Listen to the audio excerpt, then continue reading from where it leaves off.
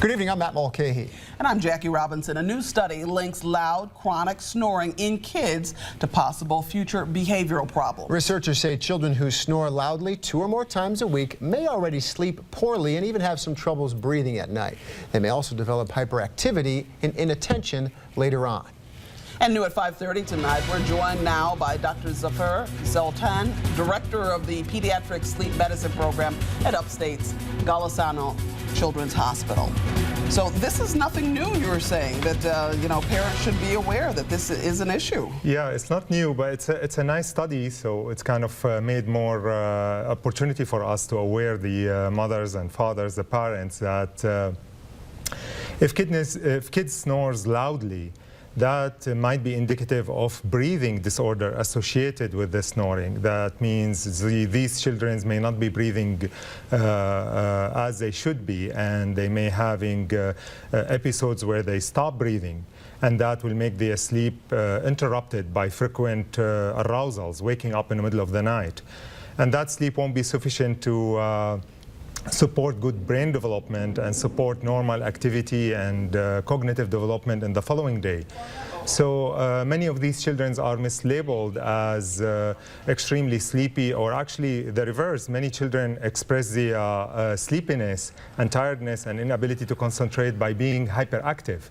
So a lot of moms, when they observe their kids running around a lot, not behaving, that's simply just because they are telling the mom that I haven't gotten enough sleep last night. And that's as simple as the problem that you and I might have if we just cut our sleep short inadvertently. That we might be a little cranky the next day, or our mood is affected. Right? Absolutely. And this was the study about that. It showed that if the mom observed that her child snores loudly, consistently, like always snoring, that's kind of a sign for her to inform her pediatrician, who subsequently would refer to specialists to find out, is the snoring associated with a breathing problem, and then action should be taken. Yeah, so they should be watching. So at least 2 or 3 times a week, not something associated with a cold, but yeah, absolutely. Yeah, it's supposed to be chronic issues. This is what the study showed, that like 2 years of snoring, they found later on that these are associated with behavioral problem and cognitive problem. But the thing with chronic was used